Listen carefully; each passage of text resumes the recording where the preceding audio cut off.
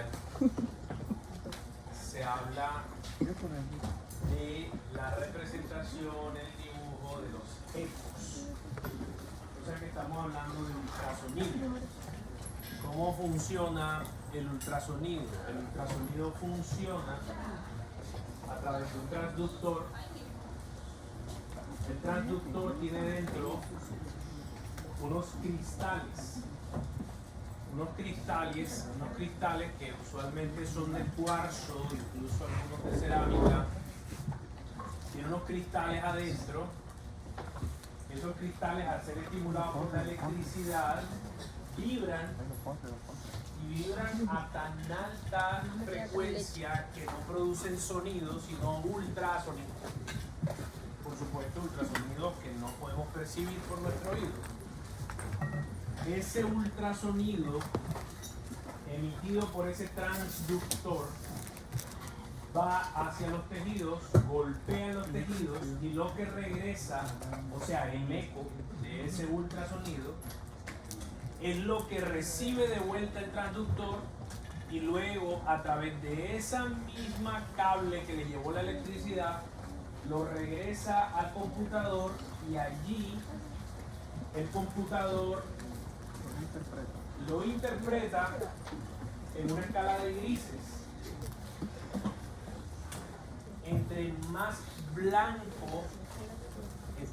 blanca sea la imagen o la estructura que está mostrando, más ecos recibió. Entonces, esa estructura blanca se va a llamar hiperecoica o hiperecogénica. Y entre menos ecos reciba de vuelta, el computador los interpreta en una escala de grises de blanco a casi blanco, a un poquito menos blanco, hasta que se va pasando ya a lo gris. Y finalmente, cuando no recibe ningún eco de vuelta, entonces se llama anecoico o anecogénico, se ve negro. Y al verse negro, sabemos entonces que permitió que el ultrasonido pasara completamente y no emitió ningún eco de vuelta. Entonces, la ecografía depende total y exclusivamente de la densidad del tejido, y la densidad del tejido es la que va a decirnos si refleja el ultrasonido mucho, más o menos, poquito o nada. ¿Qué estructuras muy densas se vienen a la mente si yo pienso en que el ultrasonido se refleja totalmente? El hueso. El hueso es totalmente ecogénico, totalmente reflectivo.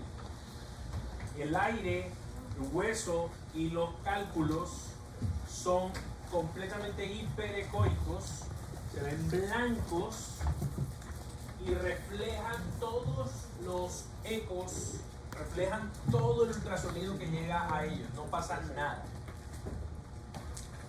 En la mitad están los tejidos, músculo, piel, tejidos celulares subcutáneos, fascia, tendones, órganos, hígado, riñón, vaso, las paredes de la vejiga, que son paredes musculares. Entonces van a tener una escala de grises, van a ser ecoicos, hipoecoicos, y luego llegamos a los fluidos, al líquido.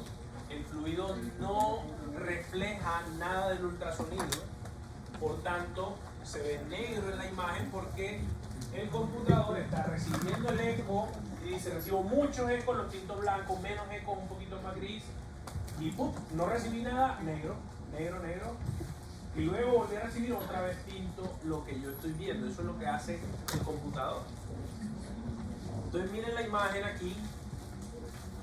Esta imagen, ¿cómo se forma? Se forma en tiempo. Si yo estoy aquí, yo soy el transductor, yo emito un ultrasonido aquí y te veo a ti, y tus ecos llegan más rápido a mí que los que están allá atrás. Por tanto, lo primero que yo veo en la pantalla es este eco que está más cerca a mí. Y lo que pinto detrás es el eco que hay detrás porque se demoró más tiempo en venir. ¿Me hago entender con eso? ¿Me explico? Entonces, lo que se ve acá arriba es lo que está más cerca del transductor, lo que se ve acá abajo es lo que está más lejos del transductor. ¿De acuerdo? ¿Okay? Estos son los tres transductores más frecuentemente utilizados. Un transductor lineal de alta frecuencia es para ver tejido celular subcutáneo, y tengo que empezar por aquí antes de hablar del pulmón porque si no, no entenderían lo que van a ver en el pulmón. Este sectorial es el cardíaco, idealmente el cardíaco cuadrado, se mete dentro de las costillas, o sea, ve entre las costillas, de manera que las costillas no interfieran con la imagen. Y está el clásico, el convexo, que se usa sobre todo para abdomen, ¿sí? Sobre todo para abdomen. ¿Por qué estamos hablando de ecografía pulmonar? ¿Y por qué ya estamos hablando de que podemos hacer ecografía al pie del paciente? Porque estos transductores se utilizan con unos equipos así gigantescos que no podían salir de la sala de radiología y no se podían llevar a donde estaba el paciente. Entonces la ecografía solo se hacía en el cuarto en donde estaba el equipo. Pero desde los 80s la tecnología ha permitido que yo, por ejemplo, tenga este en el bolsillo y que esto lo conecten a un celular, a un puerto C, y tenga la imagen ahí en el celular o en una tablet. Y por eso se hace ultrasonido point of care, porque este mismo que antes se conectaba gigantesco ya se puede conectar a su dispositivo, ¿sí? Y por eso es que lo podemos hacer al pie del paciente. Entonces, eso es lo que ha llevado a que ustedes hoy necesiten saber esto. Ojalá puedan hacerlo, ojalá puedan graduarse, y yo espero ya haberles dado alguna idea del regalo de grado, ¿no? Entonces, mientras ustedes están aquí viendo cómo se va a ver la imagen, si yo utilizo ultrasonido, cómo se ve la imagen, nos vamos a ubicar acá porque el pulmón es un órgano lleno de aire. Por tanto, miren qué pasa. Si el pulmón está lleno de aire, el aire refleja totalmente el ultrasonido. ¿Qué voy a ver? Nada. Si yo me paro aquí y emito ultrasonido, yo puedo ver hasta el final. Es porque la primera estructura permitió que una parte del ultrasonido regrese a mí como un eco, pero otra parte dejó que pasara. Y como esa otra parte pasó, yo veo lo que está detrás.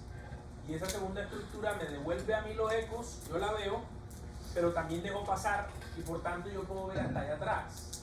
Pero si la primera estructura no me deja pasar nada del ultrasonido, atrás puede estar pasando lo que sea que yo no lo voy a ver. Porque yo dependo de que el ultrasonido llegue hasta la estructura y la estructura me permita a mí ver el reflejo de su eco. Entonces, si yo tengo la pleura y debajo de la pleura inmediatamente tengo aire, no voy a ver absolutamente nada. Si ustedes tienen alguna versión, alguna edición previa a la actual de Harrison, ustedes pueden buscar en las primeras páginas de Harrison, en donde se habla de la relación médico-paciente y todas esas cosas. Hay una parte que dice: el único órgano en el cuerpo que no puede ser evaluado por el ultrasonido es el pulmón, porque el pulmón está lleno de aire, y como el aire refleja todo el ultrasonido, entonces es imposible que sea evaluado por ultrasonido. Y eso fue lo que llevó, esa idea, ese concepto fue lo que llevó a que nunca, desde los 50s que empezó a usarse el ultrasonido, nunca a nadie se le ocurriera ver el pulmón por ultrasonido hasta los 90s. En los 90s, un intensivista francés tomó el ultrasonido desesperado porque estaba en cuidado intensivo y tenía pacientes que la radiografía de tórax no le permitía ver, no le permitía saber exactamente qué tenía el paciente. Algún día empezó a poner el ultrasonido en el pecho y se dio cuenta que los pacientes que hacían edema pulmonar tenían unas líneas particulares y todos tenían las mismas líneas. Y empezó a investigar desde los 90 hasta el 2008, o sea, 18 años básicamente, empezó a investigar y 18 años después pudo publicar el primer artículo en Chest en el que él describe qué se ve cuando un paciente tiene edema pulmonar. Entonces, al punto que los quiero llevar es que efectivamente si el pulmón está lleno de aire yo no voy a ver nada, pero en la medida en que el pulmón se enferma yo sí lo puedo ver, porque cuando el pulmón se enferma pierde aire, y al perder aire entonces el ultrasonido me empieza a dibujar cosas en el pulmón que yo voy a poder ver. Cuando ustedes ponen un transductor en el pecho, esto es lo que ustedes ven. Ven aquí, ahora vienen más imágenes, si de pronto están lo suficientemente claras. Ustedes ven aquí esta estructura o esta zona en la que parece haber ecos, y ven estos espacios negros a los lados, y este es el diagrama. Tienen una costilla, ven la sombra acústica del hueso, y por eso ahí no hay nada de imagen, porque esto es la sombra acústica que no permite que pase el ultrasonido. Y entonces en el espacio intercostal ustedes pueden ver aquí la línea pleural. Esa línea pleural se mueve y luego debajo de ella ven la repetición de la línea pleural, que le llamamos líneas A. Si el pulmón está lleno de aire, así debería verse. Si el pulmón debajo de la pleura, inmediatamente debajo de la pleura, hay aire, que es como debería ser, entonces usted solamente va a ver las líneas A. Bueno, ver las líneas A tiene una sensibilidad y una especificidad altísimas. Debe estar alrededor del 97%, si no me equivoco, con los múltiples estudios que hay, para descartar enfermedades. Entonces, si ustedes ven esto, ustedes pueden descartar neumonía, pueden descartar falla cardíaca, por ejemplo. Y eso es bastante en un paciente con disnea o con síntomas respiratorios. Tú puedes decir, no, neumonía no tiene. Y con una certeza mucho más alta que una placa. Ya les dije que la sensibilidad de la placa era 40 y tantos por ciento, 40%, y esto tiene una sensibilidad del 97%, o sea, es del cielo a la tierra. Entonces, esto es lo que ustedes ven normalmente. Las sombras de las dos costillas y en toda la mitad del espacio intercostal. ¿En dónde lo ven? Bueno, en estos tres puntos. Idealmente uno tiene un punto anterior que está debajo de la clavícula, un punto inferior que está, bueno, aquí lo llaman lateral, que está aquí cerca del quinto sexto espacio intercostal con la apófisis, con la apéndice sifoide, la línea sifoidea, y un lugar posterior que está ya en la línea axilar posterior, también con la línea sifoidea.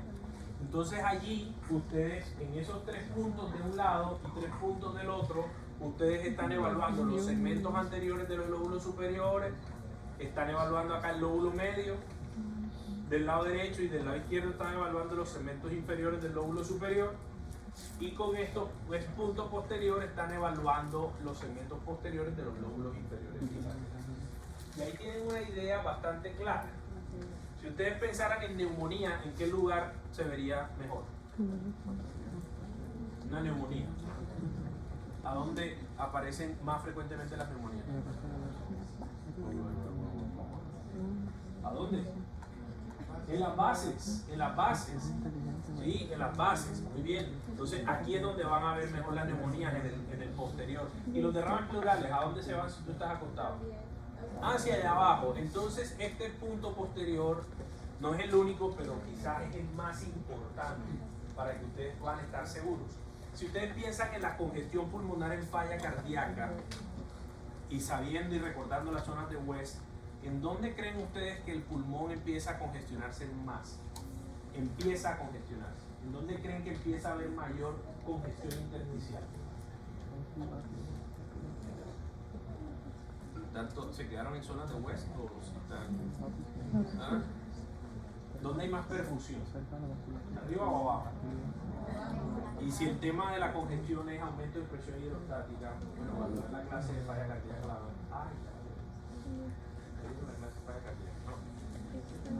bueno. Entonces, si ustedes recuerdan que en las bases hay más vasos sanguíneos, hay mayor perfusión, y que la presión hidrostática en la falla está aumentada, ¿en dónde va a haber mayor congestión? En las bases. Y entonces las líneas B de la falla cardíaca, que ya las vieron, que ya las conocen, ¿en dónde van a aparecer primero? Aquí. Y si ustedes pensaran que el paciente tiene edema pulmonar, que es el grado mayor de congestión pulmonar, que lo mete en falla respiratoria, el paciente llega ahogado, desaturado, no te puede hablar, ¿desde dónde ustedes creen que verían las líneas B? Desde arriba. El paciente que está ahogado en edema pulmonar, ustedes ponen el traductor aquí arriba y inmediatamente ven las líneas B bien intensas. Entonces esos 3 puntos son muy importantes y esta idea de qué es lo que hace la ecografía pulmonar es importante. Muchos expertos de esto han hablado de que la ecografía pulmonar es como una densitometría pulmonar, porque entre más denso se vuelve el pulmón, más veo yo. Es decir, entre más enfermo está el pulmón, más veo yo. Entre menos aire tiene el pulmón, más veo yo. De este lado izquierdo tiene 100% de contenido de aire pulmonar. ¿Y qué ves en la imagen A? Nada. Ves la línea pleural y no ves ninguna otra línea. Justo en esta imagen, bueno, ahí de pronto se ve un poquito, pero no ves ni siquiera las líneas A, simplemente la ves la línea pleural, no ves nada más hacia abajo. Pero luego, cuando va perdiendo contenido de aire, y el aire es reemplazado ¿por qué? Por líquido. ¿En dónde primero? En el intersticio. Entonces ves líneas B delgaditas, luego ves unas líneas B más frecuentes, más confluentes, y finalmente cuando pierdes totalmente el aire, es decir, cuando se consolida el pulmón, entonces ves esto que es la consolidación, ves como si fuera un órgano, como si fuera ahí una masa. Eso es lo que tú ves. Entonces tú puedes tener una imagen en la que no ves nada, o puedes ver una imagen en la que ves esto anecoico, que es líquido, es decir, derrame pleural, y en la que ves la consolidación. La consolidación se ve como una masa y todo este negro es el líquido que está alrededor. Entonces ves derrame pleural con una consolidación. O sea que eso es una neumonía, profe. Bueno, no lo sé, porque la ecografía pulmonar solamente se hace después de un buen interrogatorio. Porque como siempre, lo que marca el diagnóstico, el enfoque de tu paciente es lo que él te diga que tiene. ¿Sí? Entonces acabo de ver una paciente que tiene como diagnóstico bronquiectasia sobreinfectada. ¿Cuáles son los síntomas de una bronquiectasia sobreinfectada? El punto de expectoración, ¿qué más?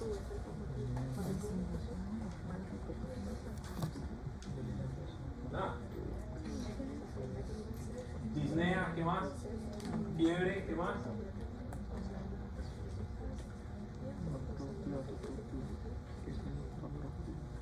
Ya, nada más. Síntomas de bronquiectasia sobreinfectada. No toques, no. Dos. ¿Cierto? Bueno, señora, ¿cómo está? Muy bien. Cuéntame, ¿de cuándo está tosiendo? No, yo no estoy tosiendo.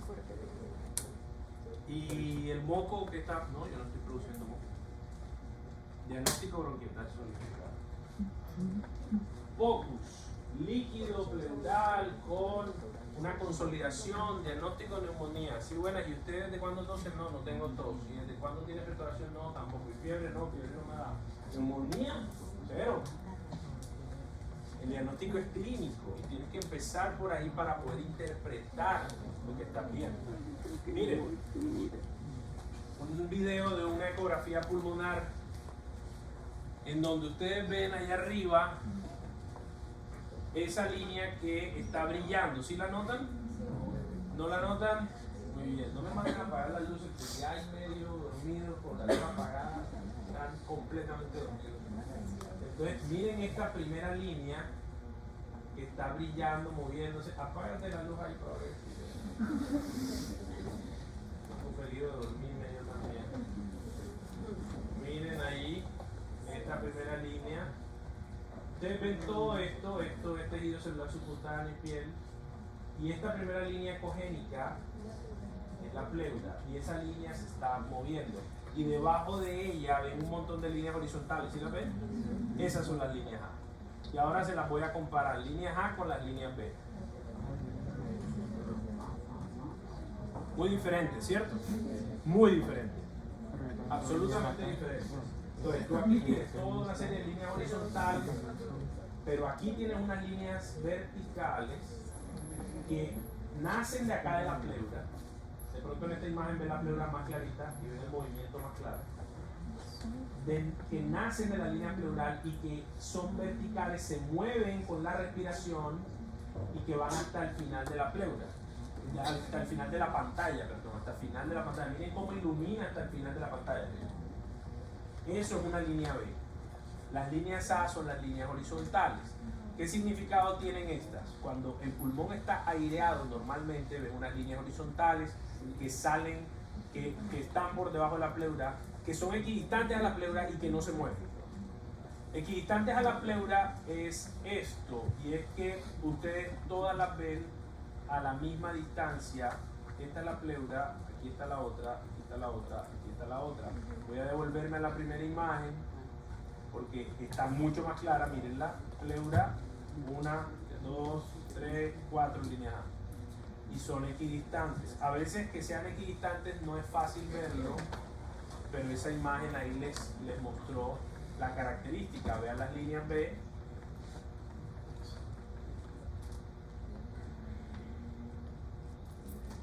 Y algo pasó. Ahora sí, a ver. Sí, eso. Gracias. Mira, líneas B.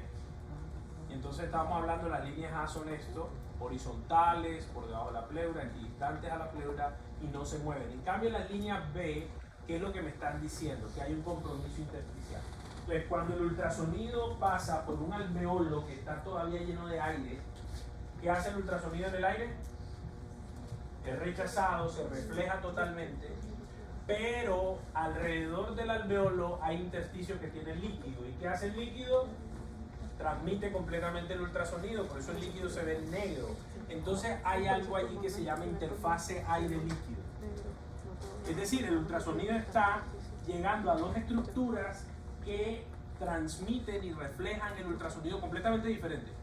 Uno deja pasar el ultrasonido y el aire lo rechaza. Entonces se hace un artefacto que se le llama reverberación, no tienen que aprender ese nombre, pero quiero que lo sepan, un artefacto que son estas líneas B. Las líneas B son las líneas verticales, como si fueran un rayo que inician en la pleura, que se mueven con cada respiración y que van hasta el fondo de la pantalla. Eso fue lo que ustedes vieron ahorita. Se las vuelvo a mostrar. Líneas A horizontales, esas líneas A no se están moviendo. En cambio, mira estas líneas B, si aparecen y desaparecen del campo, se mueven con cada respiración que hace el paciente. Y lo que me están diciendo estas líneas B es que el intersticio tiene algo de líquido. ¿Por qué tiene líquido? ¿Por qué falla cardíaca? Puede ser, tienes que preguntarle al paciente por qué viene. ¿Por qué tiene líquido? ¿Esto es una neumonía incipiente? Puede ser, tienes que preguntarle al paciente. ¿Por qué tiene línea B? ¿Porque tiene fibrosis pulmonar? No lo sé, tienes que preguntarle al paciente. Un mismo hallazgo puede ser igual visualmente para 3, 4, 5 enfermedades. Por eso es tan importante que la ecografía pulmonar sea realizada después del interrogatorio. Miren unas líneas B como las que les acabo de mostrar, pero ahora miren otra línea B. Y son diferentes. Entonces tú puedes tener unas líneas B como únicas, como delgadas, y múltiples líneas B, o puedes tener líneas B más gruesas, coalescentes, es decir, es como si hubiera ahí 7, 8, 9 líneas ahí juntas y que se están moviendo con cada respiración. ¿De acuerdo? Entonces, sí. Excelente pregunta. A medida que las líneas B son más gruesas, más abundantes, más intensas, hay mayor compromiso del intersticio. Entonces sí, entre más líneas B tengas, entre más gruesas sean, mayor compromiso intersticial hay. ¿Qué compromiso intersticial? No lo sé, lo sabe porque el Instituto de Historia Clínica está sospechando una enfermedad. Pero, por ejemplo, en falla cardíaca, tú cuentas las líneas B, tú las puedes contar. Entonces llega el paciente con falla cardíaca y tú cuentas las líneas B en cada campo. Y vamos a poner un número. El primer día tenía 60 líneas B. y entonces tú dices, wow, 60, lo anoto hoy, y mañana voy y le hago otra vez en los mismos puntos y las cuento y tiene 30. ¿Está mejor o no está mejor? Está mejor. Para eso son las líneas B. Entonces el número y la intensidad son directamente proporcionales al compromiso pulmonar. Aquí tengo dos transductores. Este es el sectorial, el que deberíamos utilizar, pero este es otro lineal. Mírenlas. Entonces, aquí que les estoy mostrando en el lineal como es de alta frecuencia, ve más detalle de la imagen. Miren aquí la piel, tejido celular subcutáneo, esto es músculo, y miren la pleura cómo se ve ahí de bonita. La pleura ahí se ve muy bien y se ve cómo se mueve con la respiración. Y miren las líneas que salen de la pleura y que llegan hasta el final de la pantalla. ¿Sí la ven? Esas son las líneas B. Esas son las líneas B. Pero deben acostumbrarse a mirarlas como está en el sectorial, en la izquierda, porque es lo correcto. ¿Listo? Entonces ahí está, cuando el pulmón está completamente aireado, tiene líneas A. Cuando hay moderada o severa deaireación, entonces tú puedes ver líneas B individuales, delgadas, o las puedes ver gruesas, coalescentes, muchas líneas B, hasta que finalmente ya el pulmón perdió el aire que tenía, ya los alveolos ya no están llenos de aire, no tienen ni siquiera un poquito de aire, sino que están completamente ocupados por líquido, por pus, por sangre, por lo que haya. Entonces hay una consolidación. Y la consolidación entonces uno la ve. Yo espero que recuerden cuando ustedes veían, yo espero que no solo recuerden, sino que lo hayan visto, que la neumonía tiene unas fases. ¿Ustedes se acuerdan de las fases de la neumonía? ¿Sí? Y la fase de hepatización, ¿no se acuerdan? ¿Sí se acuerdan? Ah, bueno. Entonces, ¿por qué se llama hepatización? Porque cuando tú en la anatomía macroscópica miras el hígado y ves un pulmón con una neumonía en fase exudativa y después en fase consolidativa o en fase de hepatización roja, hepatización gris, tú los ves y se ven exactamente igual. Y les traigo eso a memoria porque si ustedes miran una imagen con una consolidación es como ver un hígado. El pulmón consolidado se ve como un hígado, se ve gris como el hígado. La diferencia es que todavía guarda en los bronquios, no en el alveolo, en los bronquios aire.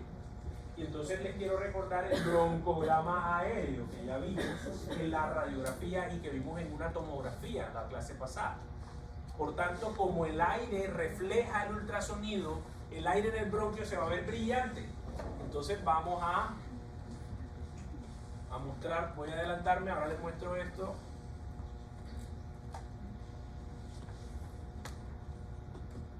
Esto.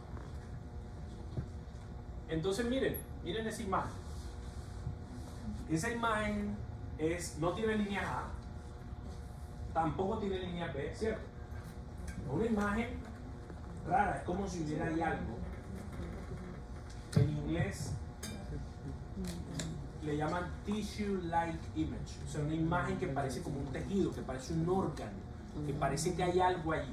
Si ustedes miran una ecografía pulmonar normal, con las líneas A, no ven esto. Pero aquí tienen una cosa que parece un órgano y además tiene unos puntos blancos adentro. Esos puntos blancos adentro son la representación del aire dentro de los bronquios, es decir, esto es broncograma aéreo.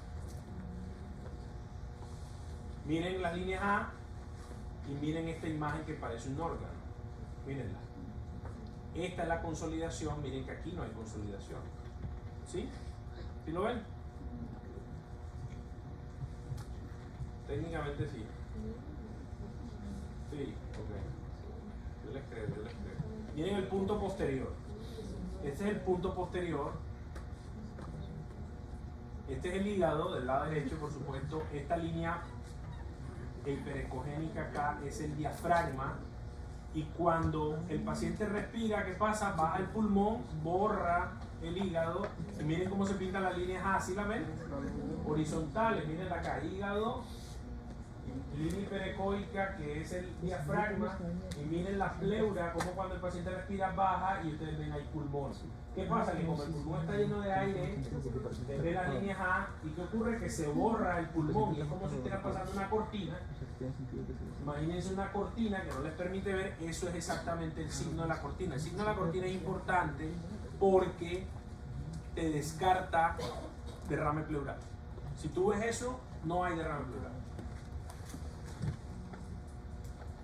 Ahora miren el mismo punto posterior, pero con líneas ¿qué? Con líneas B. Mírenlo. Ahí está el hígado, pero cuando el paciente respira, baja el pulmón y lo que tú ves son un montón de líneas B que te están diciendo que ese intersticio está ocupado.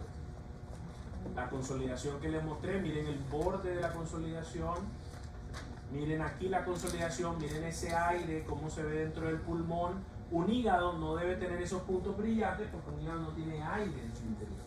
En cambio el pulmón sí. Ahora miren esta imagen, aquí están viendo el hígado, miren el hígado de este lado y miren el pulmón del otro lado. ¿Sí ven? ¿Sí ven cómo se ven de la misma densidad? ¿Se ven igualitos? Se ven exactamente iguales. ¿Qué los separa? Esta línea hiperecoica delgada que es el diafragma, esta línea hiperecoica que es el diafragma, y si logran ver esos espacios anecoicos por encima del diafragma. ¿Qué es anecoico? El líquido. El líquido es anecoico, ¿cierto? Entonces el líquido anecoico significa que hay derrame ¿qué? Pleural asociado a esta consolidación. Ahora miren esta consolidación. Aquí está el hígado y a la izquierda está el pulmón consolidado. Se ve más intenso el pulmón que el hígado, se ve más gris, se ve, bueno, no diría, más blanco realmente. El más gris oscuro es este, pero este es un gris más blanco, más claro. O sea que aquí hay más densidad. Está más denso el pulmón que el hígado. O sea, literal la propia hepatización. ¿Y qué notan de estos puntos brillantes? ¿Qué hacen estos puntos brillantes? Se mueven. Y yo les dije que los puntos brillantes eran ¿qué? Aire. Entonces, si ustedes tienen aire moviéndose en los bronquios, eso es un broncograma aéreo dinámico. Claro, en la otra imagen, ustedes veían estos puntos que no se movían. Ustedes ven estos puntos que no se mueven, pero ahora en esta imagen, mírenlo cómo suben y bajan, ¿sí ven? Si no se mueve el aire en el bronquio es porque el bronquio está tapado y el aire no está entrando ni saliendo, ¿cierto? Eso define atelectasia. Pero si el bronquio está abierto y el aire está pasando, ¿qué consolidación ocurre con los bronquios libres? La neumonía. Así se ve la neumonía, con broncograma aerodinámico. Y este broncograma aerodinámico tiene una especificidad del 98% para diagnosticar neumonía. Sí, las comparaciones son odiosas, pero la especificidad de la placa es del 85%. Miren la consolidación de un lado y miren el signo de la cortina del otro. ¿Sí ven la diferencia? Entonces, de este lado tengo un pulmón en el que básicamente no veo nada, sino líneas horizontales, pero del otro lado que tengo la consolidación y estoy en el mismo punto. Este es el hígado y aquí está el hígado. Este es el hígado y aquí está el hígado. Y estoy en el mismo punto anatómico. Y miren cómo se ve el signo de la cortina normal y miren cómo se ve una consolidación basal derecha. ¿De acuerdo? Sí, pregunta. Este hígado se ve diferente, uno, porque otro paciente, y dos, porque tiene el pulmón a ser tan ecogénico, disminuye visualmente, hay un artefacto ahí que hace que se vea menos intenso el hígado. Miren ahora qué pasa cuando hay líquido. Ya les dije que el líquido no refleja el ultrasonido. Y digo líquido, ojo, líquido. O sea, puede ser sangre el líquido, puede ser pus el líquido, puede ser exudado el líquido, puede ser trasudado el líquido. Y aquí se ve el líquido completamente en la cavidad torácica. Miren que no tiene el signo de la cortina, ¿sí se dan cuenta? El paciente está respirando, yo sé que está respirando porque tú ves los movimientos. Mira. Pero no ve signo de la cortina porque todo esto está lleno de líquido. Y esta zona ecogénica aquí, medio blancuzca, ecogénica, es el pulmón colapsado, es la telestasia por el líquido pleural.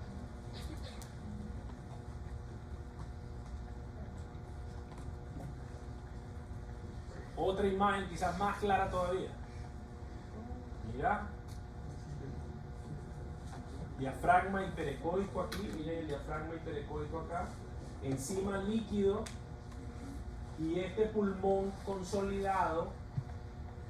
Pero consolidado, ¿a qué me estoy refiriendo? No me estoy refiriendo a consolidación neumónica, sino a consolidaciones que se perdió el aire en el pulmón y hay una consolidación, esto es una telestasia.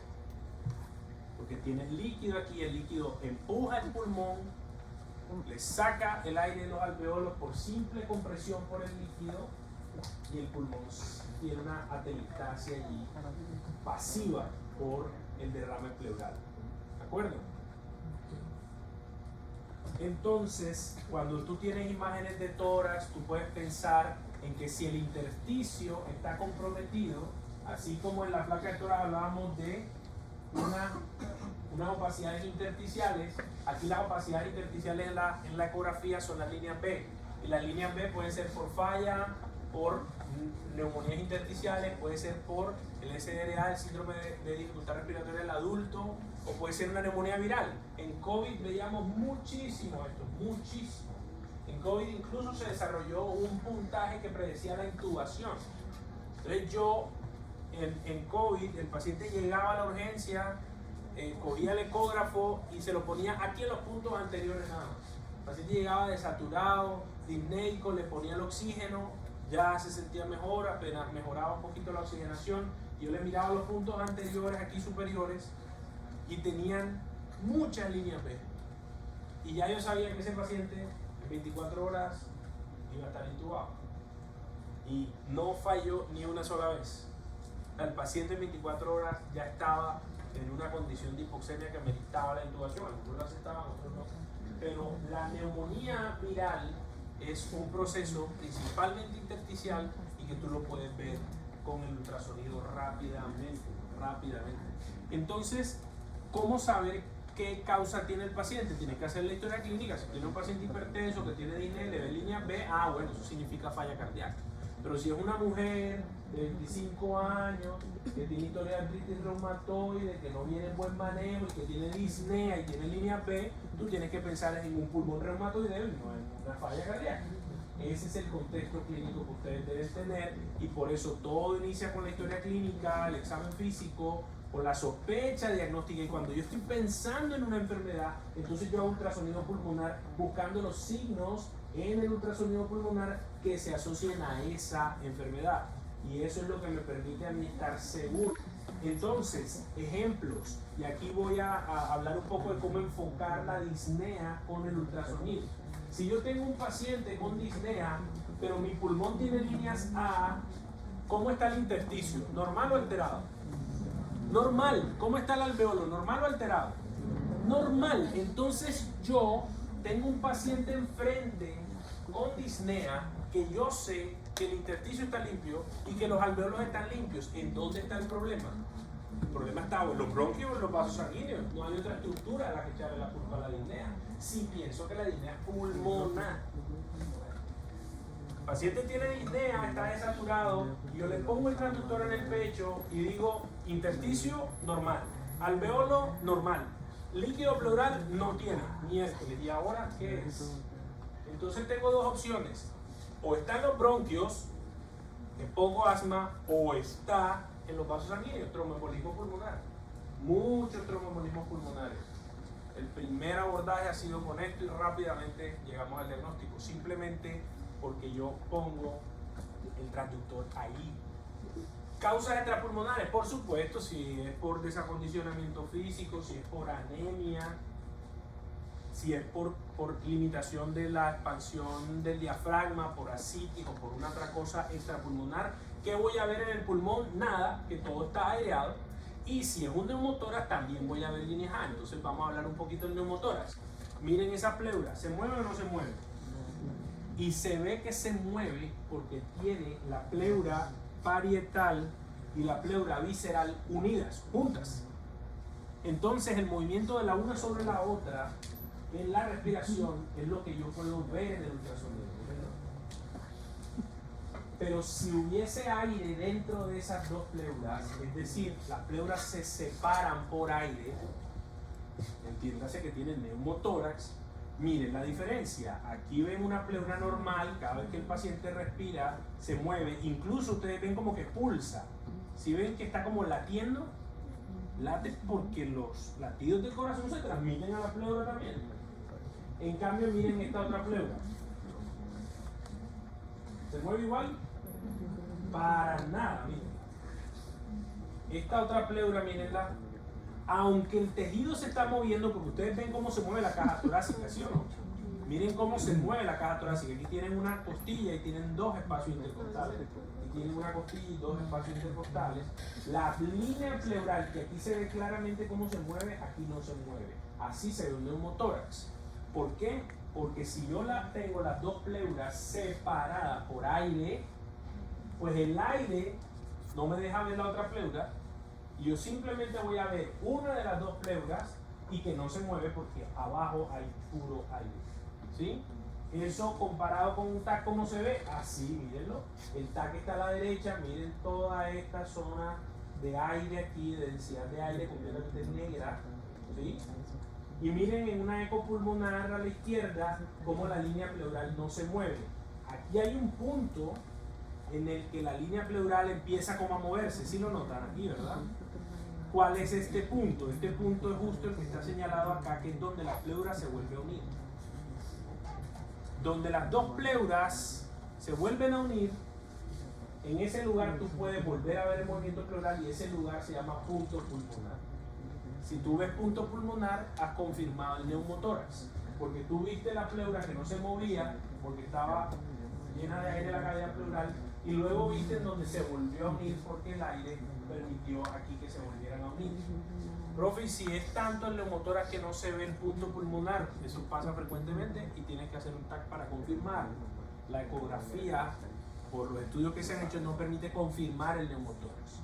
Pero les cuento historias.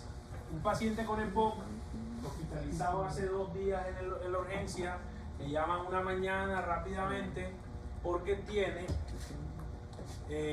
disnea. Voy a verlo, tiene mucha disnea y le hago ultrasonido y le veo esto, que no se mueve, la línea pleural, no le veo punto pulmonar, le veo solamente la línea pleural que no se mueve. ¿Y qué voy a sospechar yo? Que tiene neumotórax, tipo por EPOC, ¿sí? Entonces tuve que hacer el TAC, confirmarlo y efectivamente tenía neumotórax para que le pusieran el tubo al tórax. Así funciona en la vida real. ¿De dónde queda la ocultación? Bueno, la ocultación es una parte muy importante antes de la ecografía, pero definitivamente la ocultación pulmonar nunca podrá dar toda la información que da el ultrasonido. La ocultación pulmonar, y mis estudiantes no me dejan mentir, la hacemos todos los días. Y pido que se haga la ocultación. Y si no la haces, te miro feo. Y te digo, vaya a hacerla. Y si no haces toda la semiología con inspección, palpación, percusión, ocultación, te digo, ay, ¿por qué no lo haces? Vaya a hacerla. Y cuando no lo haces, entonces yo me siento al lado del paciente, inspecciono, percuto, palpo, ¿sí o no, Juan Pablo? Lo hago. Porque el mensaje no es dejen de ocultar.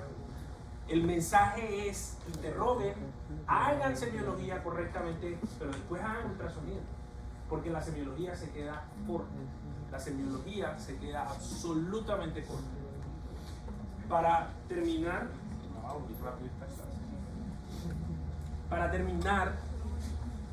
un resumen de lo que es el protocolo Blue. El protocolo Blue es el estándar de abordaje de un paciente con disnea por ultrasonido.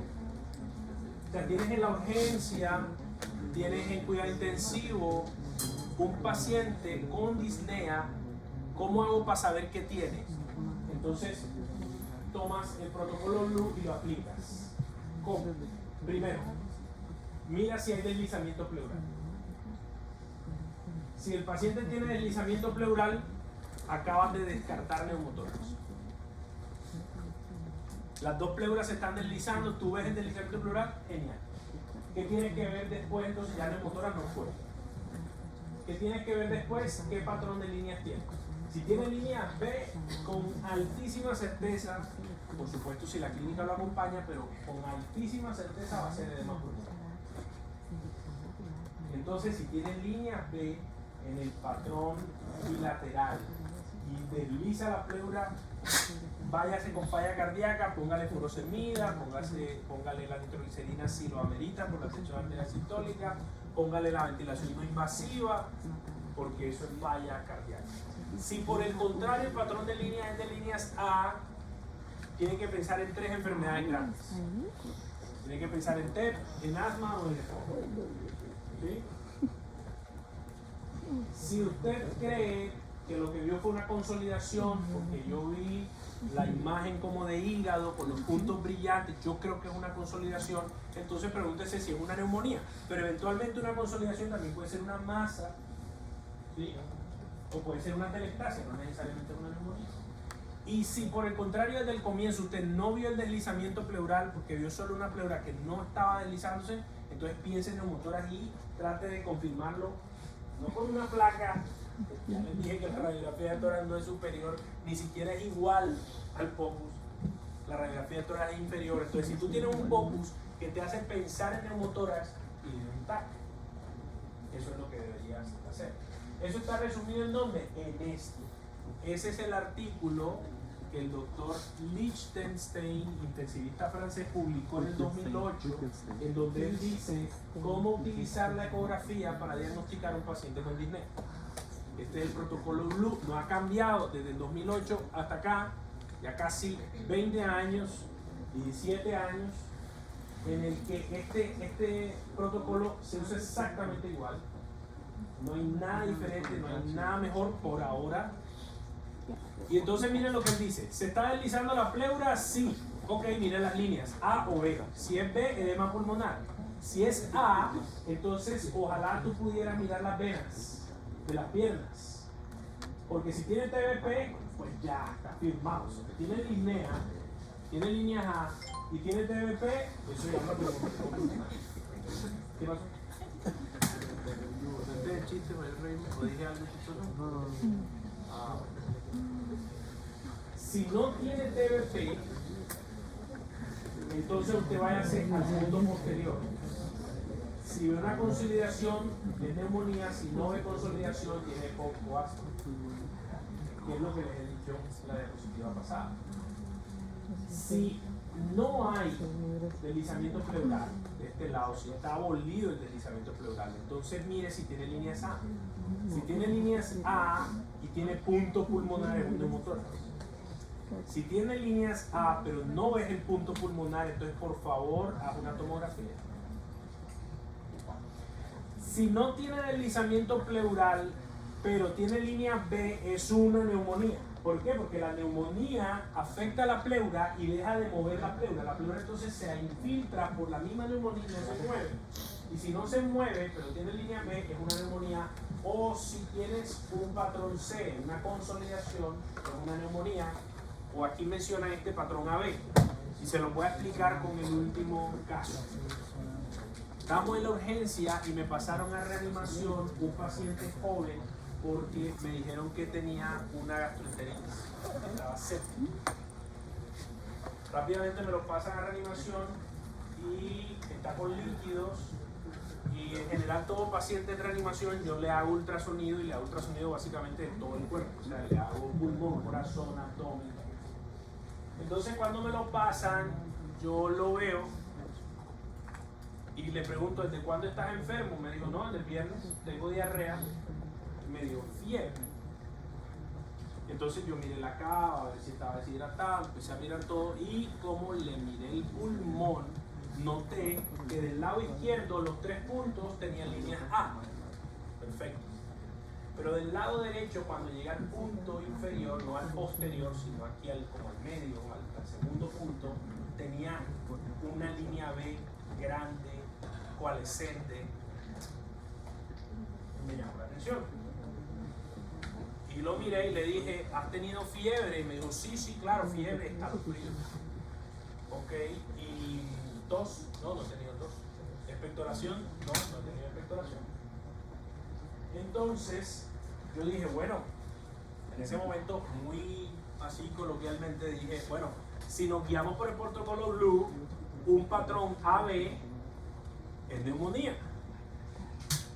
Pero este hombre no tiene clínica de neumonía, le dije yo a la residente de ese momento. Y le pregunté a la residente, pero eso me hace hacerle una pregunta. ¿Cuál es la única neumonía que cursa con diarrea? Y entonces, claro, todos miraron para el techo. Entonces yo les dije que la única neumonía que clásicamente cursa con diarrea es la legionelosis. La legionela neumófila suele cursar con dolor abdominal y con diarrea. Y dije yo, si le creemos a la tal gastroenteritis, que no tenía gastroenteritis realmente, era solo diarrea y fiebre con escalofrío, pero no tenía vómitos ni dolor abdominal. Entonces, si le creemos a esta diarrea y eso, y no tiene síntomas respiratorios, pues no haríamos más nada. Pero muy raro que un tipo tenga una línea B tan intensa en la eco pulmonar y no sea nada más. Hagámosle un TAC de tórax. Ya hacemos el TAC de tórax y efectivamente tenía una consolidación en todo el lóbulo medio. Entonces yo dije, bueno, si esto finalmente es una neumonía, entonces debe ser una legionelosis, pídanle el antígeno de legionela en orina positivo. Diagnóstico de neumonía sin síntomas respiratorios por ultrasonido. Ese caso lo llevaron a un congreso de residentes, ganó premio, terminó publicado, está en Revista Acta Médica Colombiana, lo pueden buscar. Bien chévere, bien interesante, porque ahí decimos, no es que el ultrasonido haga magia, pero es una información adicional. Fíjate que si yo no hubiera hecho el eco pulmonar, nunca hubiera visto la consolidación, nunca hubiera visto la neumonía, nunca hubiera hecho los exámenes, nunca hubiera puesto tratamiento para eso, sino pensando en una gastroenteritis. Pero esta información adicional, más lo que yo conocía del paciente, me permitió tomar la mejor decisión. Y el paciente después, un mes después, estaba curado, perfectamente curado. Entonces, hacer esto en el contexto clínico, créanme, funciona. Funciona, no solo funciona, sino que yo creo que en este momento no hay otra forma mejor de abordar un paciente con disnea. Si hoy me llega a la urgencia un paciente con disnea y yo no tengo ecografía, ya lo he vivido, ya lo he sentido, me siento ciego. Absolutamente ciego. Entonces, yo igual lo atiendo y lo oculto, pero para mí ya los crépitos no me dan la misma información. Yo necesito ver el pulmón, necesito ver ahí las líneas B para saber si está el intersticio dañado o no. Debo ver la consolidación para saber si el pulmón ya está hepatizado o no. Debo ver el líquido para saber si hay derrame pleural o no y poder tomar una decisión. Y esa debería ser la imagen actual, ¿no? Aunque sigamos haciendo clásicamente la semiología, deberíamos tomar el transductor y hacer ultrasonido. Preguntas, dudas, comentarios. Las conclusiones ya les he dicho todo esto. Atento, chicos.